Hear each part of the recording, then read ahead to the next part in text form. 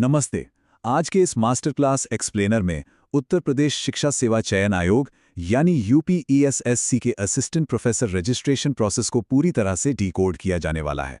जो भी उम्मीदवार असिस्टेंट प्रोफेसर बनने का सपना देख रहे हैं और फॉर्म भरते समय किसी भी तरह की छोटी सी गलती से भी बचना चाहते हैं, उनके लिए ये मास्टर क्लास बहुत ही क्रूशियल है। तो चलिए बिना किसी देरी के सीधे इसमें डाइव करते हैं। अब पोर्टल के 15 स्टेप्स वाले इस प्रोसेस की गहराइयों में जाने से पहले एक छोटी सी रिक्वेस्ट है। कृपया इस चैनल को लाइक, शेयर और सब्सक्राइब जरूर करें। ऐसा करने से ये स्टेप बाय स्टेप एक्सप्लेनर उन सभी भावी प्रोफेसर्स तक पहुंच सकेगा जिन्हें इसकी सच में बहुत जरूरत है, क्योंकि एक सही जानकारी किसी साथी शिक्षक का पूरा करियर बना सकती है। विज्ञापन संख्या 51 के लिए ये उत्तर प्रदेश शिक्षा सेवा चयन आयोग की ऑफिशियल मोहर है। 2023 में स्थापित इस आयोग का ये एप्लीकेशन कोई आम फॉर्म नहीं है। इस प्रक्रिया की गंभीरता ही ये बता देती है कि एप्लीकेशन को पूरी तरह से सटीक भरना कितना ज्यादा जरूरी है। सच मानिए, यहाँ एक छोटी सी चूक भी बहुत भारी पड़ सकती है। इस पूरे प्रोसेस को 5 बहुत ही स्पष्ट भागों में बांटा गया है। पहला, आवश्यक पात्रता मानदंड। दूसरा, पंजीकरण और सत्यापन। तीसरा, अकादमिक विवरण और दस्तावेज अपलोड। चौथा, समीक्षा और भुगतान। और पांचवा, अंतिम चरण और निष्कर्ष। चलिए शुरू करते हैं भाग 1 से, आवश्यक पात्रता मानदंड यानी एलिजिबिलिटी क्राइटेरिया। देखिए, इस पद के लिए एलिजिबिलिटी के जो नियम हैं वो एकदम स्ट्रिक्ट हैं। उम्मीदवारों के पास या तो पोस्ट ग्रेजुएशन के साथ एमएड होना चाहिए या फिर पोस्ट ग्रेजुएशन के साथ बीएड और एजुकेशन में एमए होना चाहिए। और हाँ, सिर्फ इतना ही नहीं, इसके साथ ही एजुकेशन में नेट क्वालिफाई होना या फिर पीएचडी होना बिल्कुल अनिवार्य है। ये कॉम्बिनेशन एकदम क्रिस्टल क्लियर होना चाहिए। कंप्यूटर का कीबोर्ड छूने से पहले कुछ चीजें टेबल पर बिल्कुल रेडी होनी चाहिए, जैसे कि अपना आधार कार्ड, 10वीं का प्रमाण पत्र और हाल ही की एक कलर्ड तस्वीर।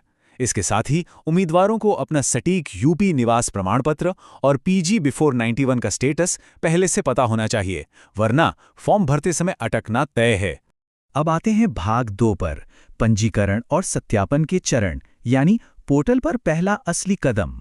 bed.upssc.org पोर्टल पर जाते ही 2 अलग-अलग रास्ते सामने आते हैं।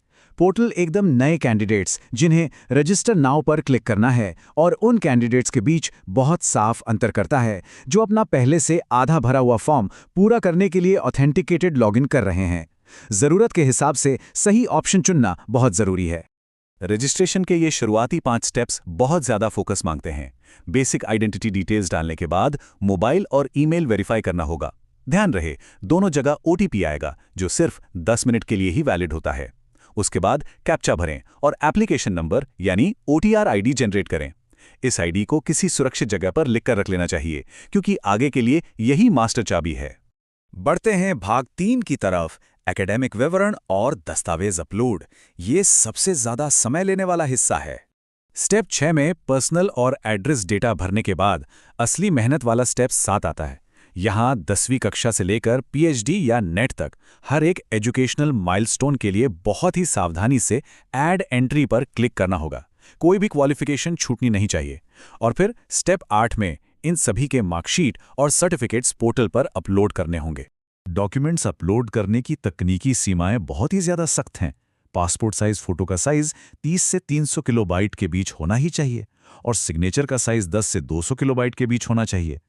एक धुंधली तस्वीर या गलत साइज की फाइल अपलोड करने पर सिस्टम उसे तुरंत रिजेक्ट कर देगा। इसलिए ये सब पहले से स्कैन और रीसाइज करके रख लेना ही समझदारी है। अब हम पहुंच गए हैं भाग 4 पर, समीक्षा, भुगतान और सबमिशन, यानी लीगल और फाइनेंशियल फेज। फाइनेंशियल तैयारी भी पहले से करके रखनी होगी। सीसी एवेन्यू पेमेंट गेटवे के जरिए ये पेमेंट लिया जाएगा। जनरल ईडब्ल्यूएस और ओबीसी कैंडिडेट्स के लिए एप्लीकेशन फीस 2000 रुपये है। वहीं एससी और एसटी कैटेगरी के लिए ये फीस 1000 रुपये रखी गई है।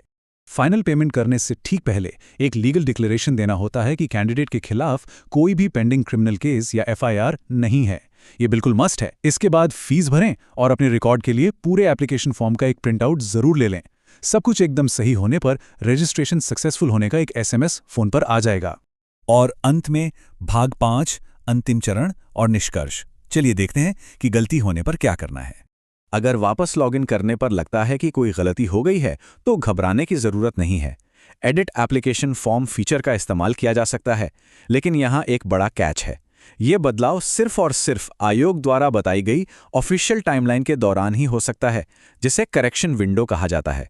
कमीशन का मैनुअल इस बात पर बहुत ही ज़्यादा क्लियर है कि एक बार संशोधन हो जाने के बाद कोई और बदलाव एंटरटेन नहीं किया जाएगा। इसकी पूरी जिम्मेदारी कैंडिडेट की ही होगी। इसका सीधा सा मतलब यही है कि फॉर्म में भरी गई हर एक डिटेल की एक्यूरेसी की फाइनल रिस्पॉन्सिबिलिटी पूरी तरह से एक भावी असिस्टेंट प्रोफेसर के ही कंधों पर है। तो इस पूरी डिटेल मास्टर क्लास के बाद क्या सभी कैंडिडेट्स इस पोर्टल को बिना किसी गलती के नेविगेट करने और उत्तर प्रदेश में शिक्षा के भविष्य को एक नई दिशा देने के लिए पूरी तरह तैयार हैं? यकीनन इस एक्सप्लेनर से सारे डाउट्स क्लियर हो गए होंगे। जाने से पहले चैनल को लाइक, शेयर और सब्सक्राइब करना बिल्कुल मत भूलिएगा, ताकि और भी लोग इसका फायदा उठा सकें। सभी को बहुत बहुत शुभकामनाएं।